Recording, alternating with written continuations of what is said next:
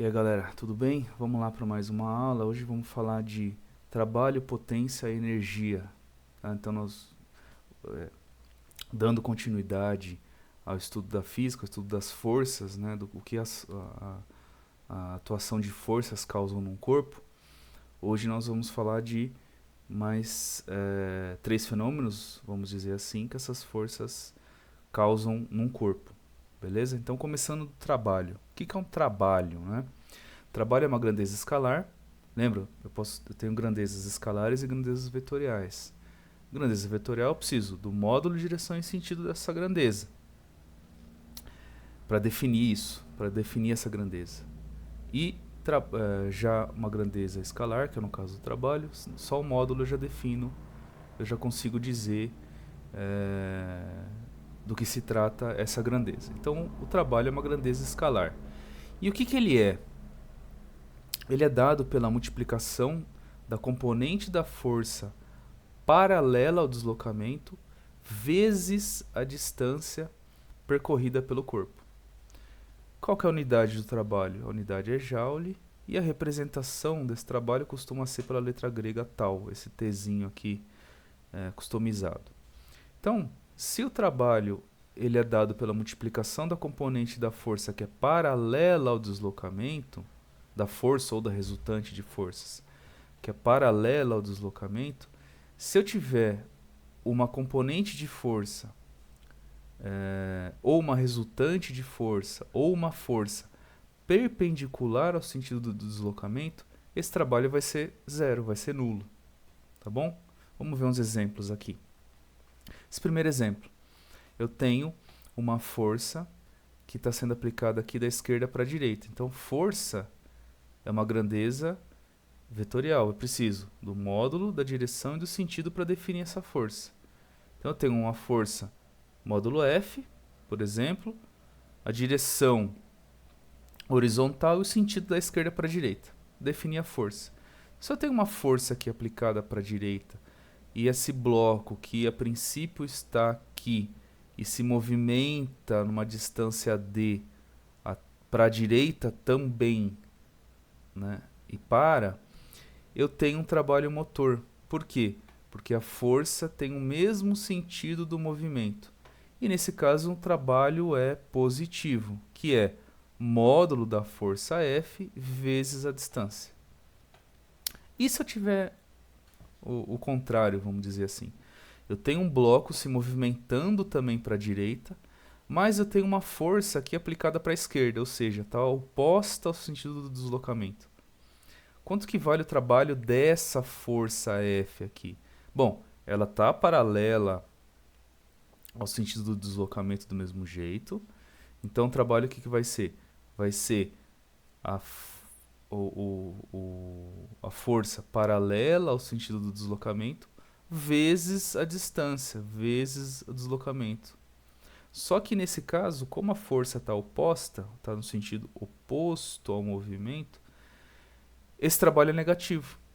Por quê? Para dizer justamente isso. Olha, esse trabalho negativo, ele é um trabalho de uma força oposta ao sentido do deslocamento do corpo. E aí nós dizemos que é um trabalho resistente. Ao contrário do anterior, que é um trabalho motor. Né? E esse último exemplo aqui é justamente para mostrar, evidenciar que o trabalho ele é a componente da força paralela ao sentido do deslocamento. Então, no caso aqui, eu tenho uma força ó, que ela está com um ângulo, né? Então, eu tenho o bloquinho aqui e tenho uma força que age sobre ele com um ângulo aqui. Só que o que é o trabalho dessa força, né? O trabalho da força não vai ser essa força total. Ela não vai fazer o trabalho a força total. Por quê? Porque lembra lá o decomposição de força? Então eu tenho aqui, ó, essa força está num plano aqui, né, inclinado. Eu posso decompor essa força no eixo x e y. Por quê? Porque o deslocamento está no eixo x, está na horizontal aqui. Então se eu decompor essa força, eu vou ter fx, né, que é a componente horizontal, e vou ter também ó, fy, que é a componente vertical. Só que lembra, eu acabei de falar que uma força que ela está perpendicular, né, 90 graus do sentido do deslocamento, o trabalho dela é nulo. Então o trabalho dessa força Fy não existe, é nulo. Então, o trabalho da componente Fy da força não existe. Só o trabalho da componente Fx, que é paralela ao deslocamento. E quanto é que vale Fx? Poxa, se eu tenho uma força com ângulo alfa aqui em relação à horizontal, é um triângulo retângulo. Eu tenho aqui um triângulo retângulo, certo? Triângulo retângulo. Quanto que vale o cosseno de um ângulo? Nesse caso, desse ângulo alfa. Cateto adjacente por hipotenusa.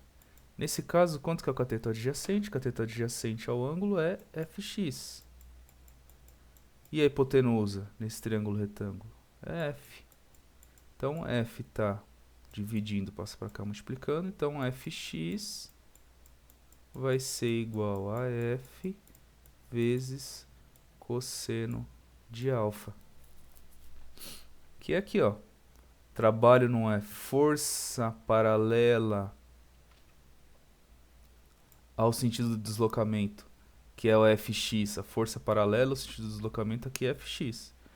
E o que é Fx? É F cosseno alfa. Então, ó, F vezes cosseno alfa vezes a distância, D. Nesse caso também tem um trabalho motor, porque a força está no mesmo sentido do deslocamento. Então, também é um trabalho motor, é um trabalho positivo, que é força, Fx. Né? Então, isso aqui é igual a Fx vezes D. Só que se Fx é igual a F cosseno de alfa, então eu posso substituir aqui, ó, F cosseno de alfa. Por isso que eu tenho essa formuletinha aqui. Então, se Fx é F cosseno de alfa, então é F vezes cosseno de alfa vezes a distância D. Tá? Que é essa formuleta aqui que apareceu no slide. Beleza? Se eu tenho o trabalho de um corpo que está em movimento ali num plano, eu também tenho o trabalho da força-peso. E quanto que vale esse trabalho da força-peso? Poxa, é a mesma coisa. O trabalho é a força paralela ao sentido do deslocamento vezes a distância deslocada. No caso aqui, nesse primeiro exemplo, eu tenho uma bolinha aqui que está erguida em relação ao solo, em relação ao referencial. Então, quanto que é o trabalho disso? É força paralela ao sentido... Então, ou seja, se eu largar essa bolinha, ela vai cair na vertical. O peso está na vertical, então o peso é paralelo ao sentido do deslocamento.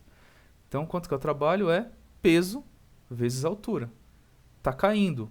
Então, se está caindo, o peso está para baixo e ela vai cair, o deslocamento está para baixo. É um trabalho motor. O trabalho é positivo, P vezes H.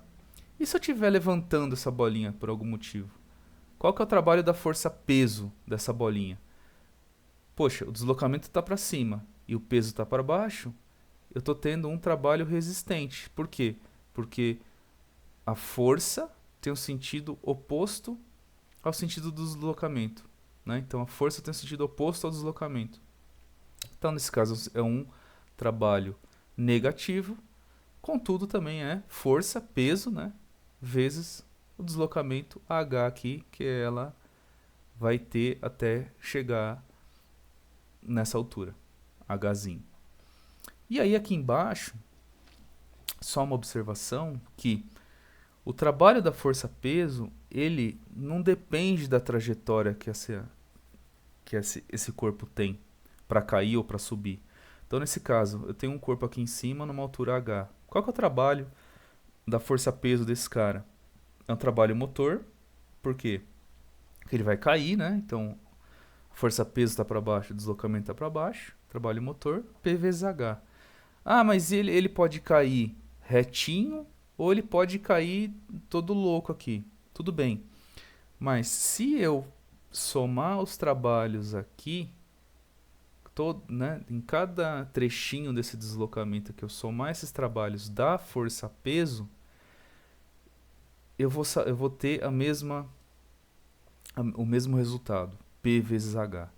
Então, por quê? Porque eu vou ter componentes das forças aqui, né? Porque o trabalho é força ou componente da força paralela ao deslocamento vezes o deslocamento. Então, se eu fizer essas contas aqui para cada instante e somar todas elas, eu vou ter também peso vezes a altura do mesmo jeito. Então, indifere o trabalho da força-peso, ele independe da trajetória que o corpo está fazendo até cair, tá bom? Se eu tenho o trabalho da força-peso, eu tenho o trabalho da força elástica. Então, se eu tenho uma mola, ela está em repouso, nesse exemplo aqui, ó, está em repouso aqui na esquerda. Se eu aplicar uma força nela, ela vai se deslocar uma certa distância, certo? E quanto que vale essa força aqui que eu apliquei nessa mola? Pela lei de Hooke, ela vai valer a força elástica, aqui no caso, né? É a constante elástica da mola, K, constante elástica da mola, K, vezes o deslocamento da mola, X. Tá? Então, essa força, pela lei de Hooke, vale K vezes X. E o trabalho? Quanto é que vale o trabalho dessa força, que essa força fez? Bom, se a força ela é igual a K vezes X, aqui eu tenho uma função, f de y é igual a K vezes X. Esse K é um número constante, sempre igual. Então, qual que é o desenho dessa função? É uma reta. É uma reta. É uma reta.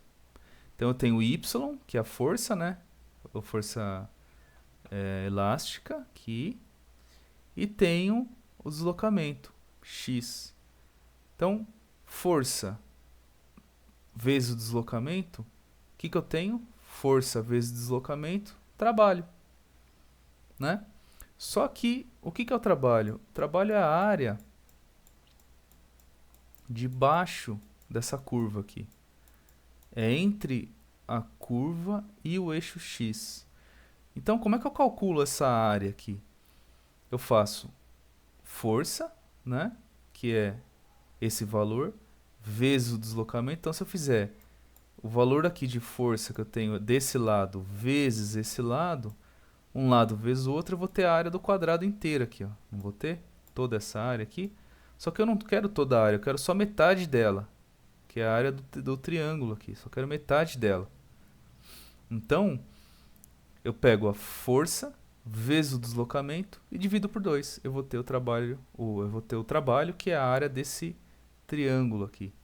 Então, eu pego a força vezes o deslocamento e divido por 2. Só que quanto é a força? A gente viu aqui em cima, ó, força é constante elástica vezes deslocamento. Constante elástica vezes deslocamento. Então, força é esse carinha aqui. Constante elástica vezes deslocamento.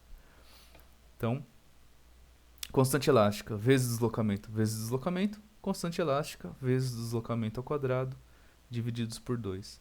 Então, o trabalho de uma força elástica é constante elástica da mola vezes a distância, né, o deslocamento que essa mola teve por causa dessa força ao quadrado, divididos por 2. Beleza? Bom, nós vimos então trabalho. Então, tem uma força, tem um trabalho relacionado a essa força. Se eu tenho um trabalho, eu tenho uma potência relacionada a esse trabalho. Então, eu tenho, mais uma vez, né, uma força, tem um deslocamento. Tem uma força, tem um deslocamento, tem um trabalho. Eu tenho um trabalho por um tempo, eu tenho uma potência. A potência também é uma grandeza escalar, como o trabalho, o AE, né? As duas são grandezas escalares, ou seja, só com o módulo eu já consigo definir potência. E ela é o quantos trabalho eu realizei em relação ao tempo. Tá? A unidade dela é o watt, o W. Unidade no sistema internacional. E a representação dela é a letra P. Aqui, outras unidades que são utilizadas também para representar potência é o cavalo-vapor e o horsepower, o HP. E o cavalo-vapor é o CV. O cavalo vapor equivale a 735 watts e o HP equivale a 746 watts. Nós já vamos ver isso aí. Então, matematicamente falando, potência é o trabalho realizado dividido pelo tempo que esse trabalho foi realizado, tá? Só que nós vimos que trabalho, o que ele é? É a força paralela ao deslocamento vezes o deslocamento. Então, se eu pegar isso aqui, né, força vezes deslocamento, e substituir aqui, eu vou ter o quê? Que potência é força vezes deslocamento dividido por intervalo de tempo. Só que, o que é deslocamento, né, distância por tempo? O que é distância divididos por tempo? Velocidade. Não é? Velocidade não é distância por tempo? Se velocidade é distância por tempo, eu posso substituir aqui, ó. Distância por tempo é igual a velocidade. Então a potência é força vezes velocidade. Força paralela ao deslocamento, né? Porque eu trabalho aqui a componente da força paralela ao deslocamento, vezes velocidade. Olha que beleza. Aí, como eu disse lá, outras duas grandezas utilizadas é o cavalo, o horsepower, né? HP, e o cavalo vapor. Então, de onde é que veio as duas, né? Então, ó, o horsepower veio assim. Esse cidadão aqui, o James Watt, em 1783, ele falou, ó, vou fazer o seguinte, eu vou amarrar uma corda num cavalo animal mesmo, e vou amarrar num peso de quase 15 toneladas, de 33 mil libras. Porque isso é uma medida inglesa, então as medidas inglesas são diferentes das internacionais. Apesar de hoje a Inglaterra utilizar o sistema internacional, mas eles têm lá tinham pelo menos medidas próprias, que os Estados Unidos hoje têm, né? Então, continuam adotando, né? Os Estados Unidos é um dos poucos países que adotam ainda as medidas particulares deles lá. Então, o que ele falou? Poxa, o James Watt aqui. Vou pegar um cavalo, vou amarrar uma corda nesse cavalo e vou fazer com que ele puxe durante 1 minuto esse peso de 33 mil libras. E vou ver quanto que levantou. Levantou um pé esse cara. Falei, poxa vida, então eu vou definir. Um horsepower é a potência que esse cavalo desempenhou durante 1 minuto para levantar 33 mil libras em um pé. Então aqui eu tenho as relações, né, das unidades aqui, libra e pé, para a unidade internacional. Então esse corpo aqui de 33 mil libras ele equivale a quase 15 toneladas. Um pé equivale a 0,3 metros e tem uma aceleração da gravidade. Então, a gente sabe que potência é trabalho por tempo. O trabalho aqui dessa massa, no caso, é o trabalho da força-peso, então é peso vezes H. Peso é massa vezes aceleração. O H, quanto é que é? É um pé. A massa, quanto é que é? Então, o H é um pé. Olha lá, 0,3 é 30,48. Aceleração da gravidade, 9,81. A massa, 14.965. E o tempo que isso demorou para acontecer, né, foi 1 minuto. No caso do sistema internacional, o tempo é em segundos, então é 60 segundos. Então, se eu fizer essa conta aqui, eu vou ter aproximadamente 746 watts. Então, um cavalo, um horsepower, um HP, equivale a 746 watts. E o cavalo vapor? Quanto que ele equivale? Então, o cara da Alemanha lá, o Instituto Alemão de Normatização,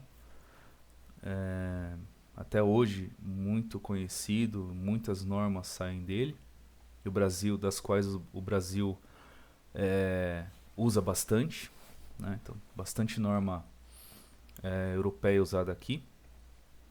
Ele definiu também uma outra unidade de potência. mais ou menos igual a esse cara aqui. Mas ele falou, olha, a massa, quanto que é? É 75 quilos. E eu vou levantar essa massa numa certa velocidade, de 1 metro por segundo. Então, e o que é essa velocidade, né? 1 metro por segundo.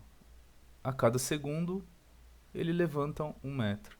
Então, eu tenho que o meu H é 1 metro, e o meu tempo é 1 também, 1 segundo. E quanto que é a minha força, né? Força-peso é massa, 75 vezes a aceleração da gravidade. Então, quanto que equivale, fazendo essa continha aqui, né? 735 watts. Então, 1 CV, 1 cavalo-vapor, equivale a 735 watts. Fechou? Bom, visto trabalho, visto potência, vamos ver energia agora. Vamos falar, como nós estamos falando de força e de movimento, vamos falar de energia mecânica. Tá? Por enquanto, nós vamos falar de energia mecânica. Quando nós virmos a parte elétrica da física, falaremos de energia elétrica. O conceito é basicamente o mesmo. Aqui nós temos massa envolvida, corpos envolvidos, e lá nós vamos ter elétrons, tá? Massa do elétron e tudo mais. Mas o conceito é basicamente o mesmo. Então, o que é a energia mecânica? Ela também é uma grandeza escalar e ela mede a capacidade do sistema em realizar trabalho. Então, a energia que o sistema tem, a capacidade que ele tem de realizar trabalho. Tá? Ou seja, a energia mecânica do negócio é a capacidade de trabalho. Então, se um corpo está em movimento, a capacidade que ele tem de realizar trabalho em movimento. Se ele está parado, é a capacidade que ele tem de realizar esse trabalho parado, ou que o trabalho que está armazenado nele lá. A unidade da energia é o joule também, ou o watt-hora. Tá? Também é usado o watt-hora. Aonde aqui, né? 1 watt-hora, ele equivale a 3.600 joule. E aí, aqui eu coloquei também quilowatt-hora, né? 1 quilowatt-hora, porque é uma unidade muito vista aí, né? Então, 1 quilowatt-hora, o quilo é 1000, né? 1 quilo. Então, 1000 vezes 3.600 dá 3.600.000, que é 3,6 vezes 10 a sexta joule. Então, se 1 watt-hora é 3.600 joule, 1 kWh é 3,6 vezes 10 a sexta joule. Representação da energia é feita pela letra E. E essa energia mecânica, ela é dividida em dois tipos: energia cinética e energia potencial. Então, ou seja, né, a energia mecânica, EM, ela é a soma dessas energias, da energia cinética e da energia potencial. Sempre vai ser. Tá? Então, a energia mecânica é a soma da energia cinética e da energia potencial. E o que é energia cinética? Ela está associada ao corpo que está se movimentando. Então, é a capacidade desse corpo em realizar o trabalho, né? Então, e o que é o trabalho? Não é força vezes deslocamento? Não é isso? E a gente pode falar que a energia cinética é de um corpo que está em movimento, é massa dele vezes velocidade ao quadrado divididos por 2. Tá? Essa é a energia cinética de qualquer corpo. Então ele está se movimentando, tem velocidade, tem energia cinética. Quanto que vale a energia cinética? mv quadrado sobre 2. Já a energia potencial, ela pode ser dividida também em basicamente duas. Por quê? Porque a energia potencial é uma energia que está armazenada ali naquele corpo, esperando para realizar trabalho. Então, eu tive um trabalho realizado, esse trabalho, o corpo parou, né? Então, ou seja, a energia potencial ela está relacionada a corpos parados. Então, eu realizei um trabalho, o corpo parou. Esse trabalho que eu realizei, ele está ali, está esperando para ser dissipado, ele está esperando para ser colocado em prática. Ele está naquele corpo esperando para acontecer. Então ele é um potencial ali, ele está... Por isso que chama energia potencial, inclusive. Ele está em potencial de acontecer, está esperando para acontecer. Como a gente viu lá o trabalho, tem da força-peso, lembra? E o trabalho elástico. Então a energia mecânica potencial pode ser gravitacional ou elástica. A gravitacional tem a ver com o trabalho da força-peso. Por quê? Eu tenho uma bolinha, por exemplo, nessa figura, né, da esquerda. Eu tenho uma bolinha. Ela está a uma altura em relação ao tampo da mesa. Então, quanto é que vale a energia potencial gravitacional que eu tenho nessa bolinha? É o trabalho que foi feito para ela chegar até ali e está guardado ali naquela bolinha. E quanto que é o trabalho que foi realizado aqui? Não é mgh? Então a energia potencial gravitacional é mgh. Nesse caso, o H é igual a H1. E qual que é a energia potencial dessa bolinha em relação ao chão? Então, se ela tivesse aqui no chão, eu tivesse levantado ela até essa altura, eu tinha realizado um trabalho aqui. E esse trabalho está guardado ali para acontecer. Tem um potencial de acontecer. Então, e quanto é que vale esse trabalho? É mgh também. Só que o h aqui, né, a distância, a altura aqui, quanto que é? H2, mgh2. Como o H2 é maior que o H1, então a energia potencial dessa bolinha em relação ao chão, mgh2, é maior do que a energia potencial gravitacional dessa bolinha em relação ao tampo da mesa, em relação à altura H1 aqui. Então mgh2 é maior que mgh1, por quê? H2 é maior que H1. Aí aqui, nessa figura da direita, eu trouxe a questão do referencial.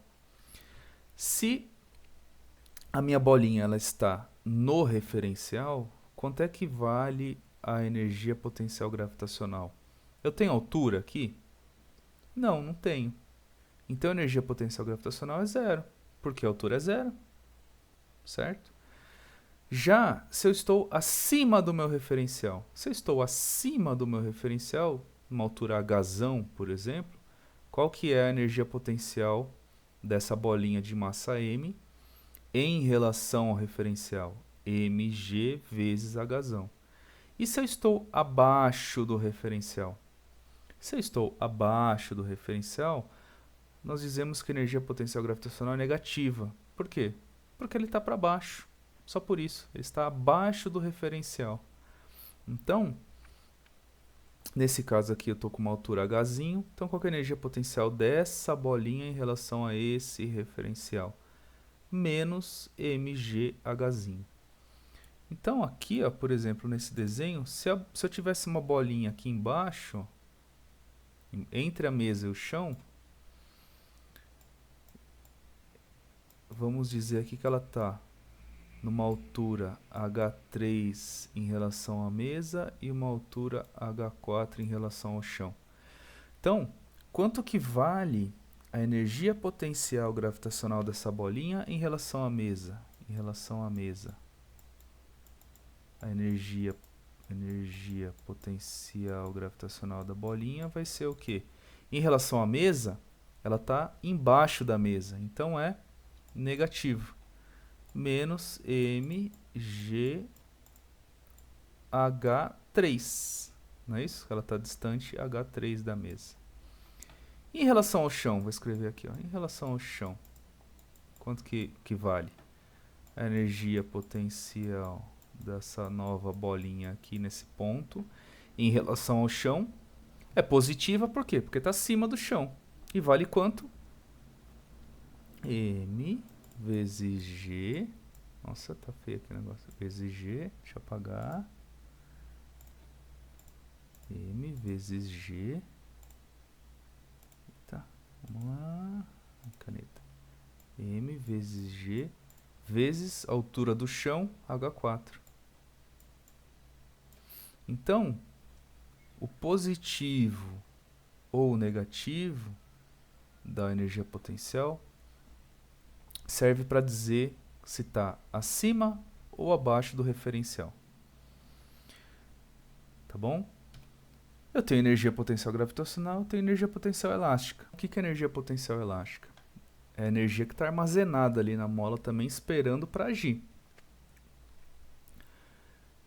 E o que é, né? Então, por exemplo, nessa figura aqui da esquerda, eu tenho um arco e flecha, também é uma mola, certo? Porque eu estico ele volta, tende a voltar para o estado original. Então, qualquer corpo que eu ou apertando ou distendendo ele volta para o estado original, pode ser considerado uma mola.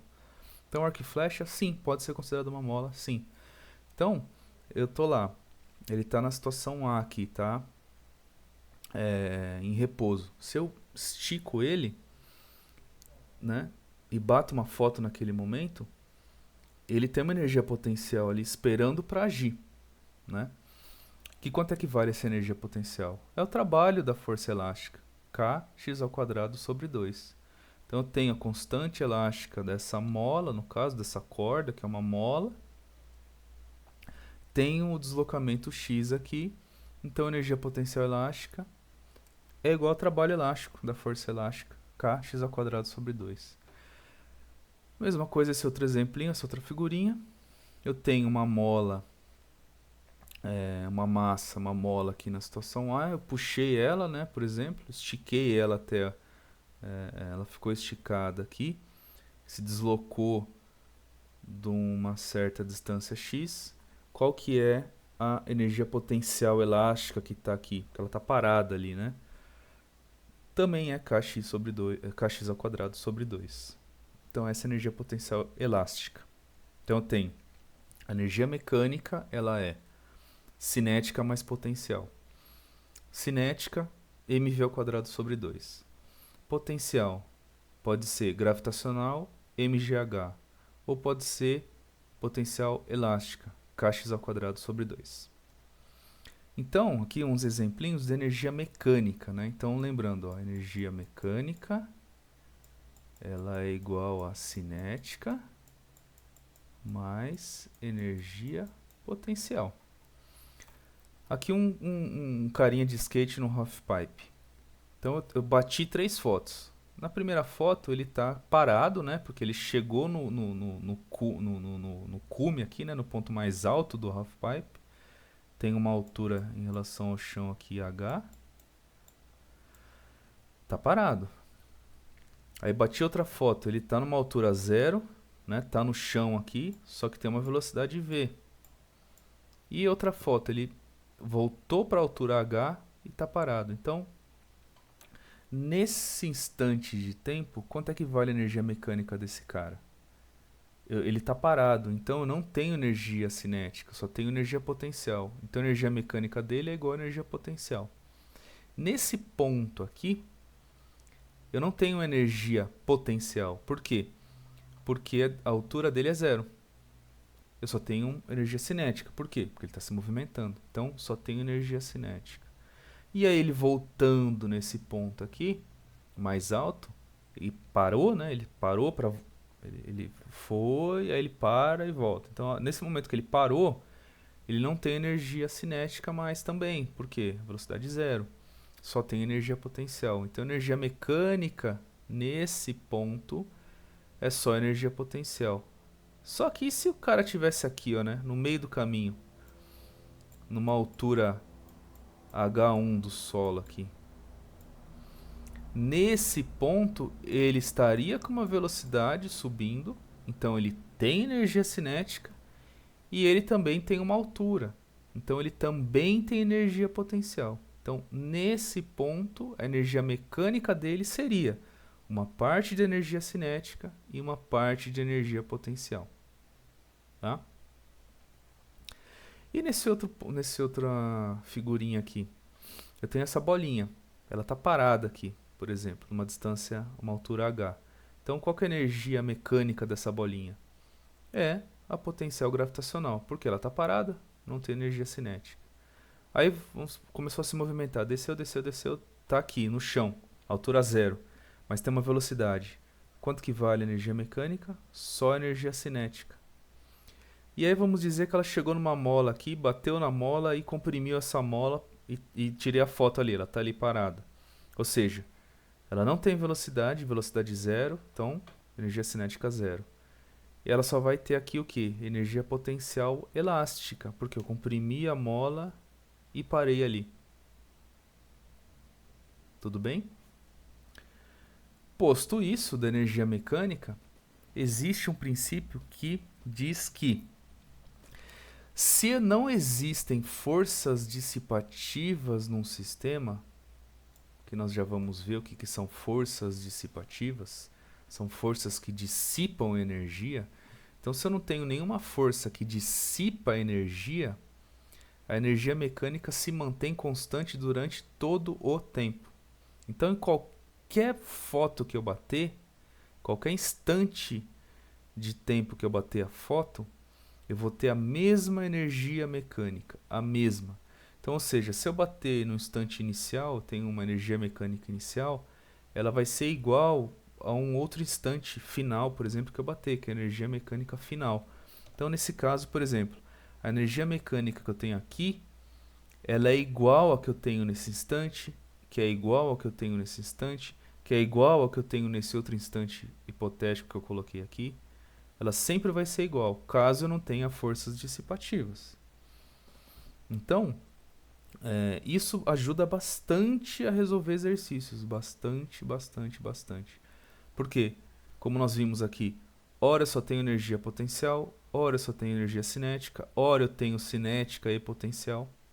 Mas a energia mecânica sempre vai ser a mesma. Então, a energia mecânica o que é?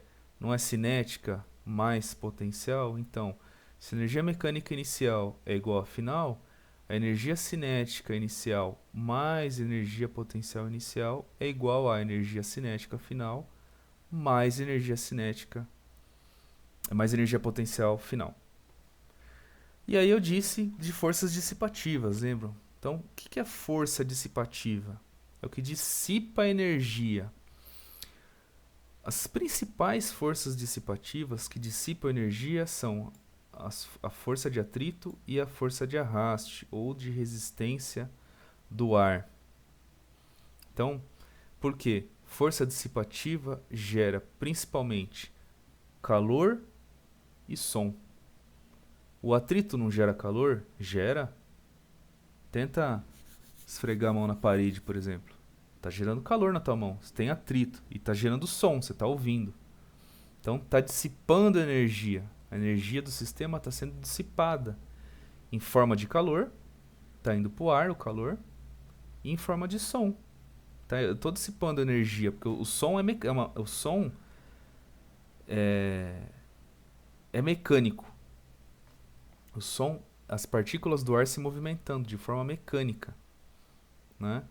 Então você precisa de energia para essas partículas se movimentarem. Então, para você gerar som, você precisa ter energia. Então, se o som é gerado de um sistema, a energia que estava no sistema gerou o som, ou seja, se dissipou. Então, se eu tenho geração de som e geração de calor, eu tenho força dissipativa no meio. E o que é essa força dissipativa, esse WD que eu chamei aqui? O que é essa força dissipativa?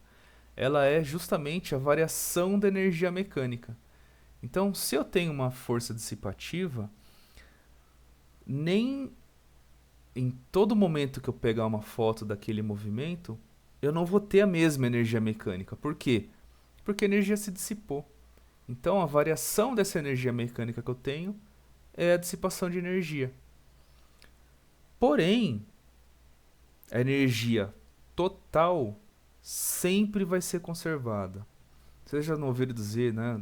No mundo nada se cria, nada se perde, tudo se altera, né? E é isso mesmo, a energia total ela nunca muda. Ela altera o estado dela. Então, por exemplo, se eu tiver uma energia mecânica e tiver uma força dissipativa, então eu vou ter... Antes eu só tinha mecânica. Depois eu vou ter mecânica e mais dissipativa. Só que a soma da mecânica e da dissipativa que eu vou ter depois é igual a que eu tinha antes, que era só mecânica. Tá?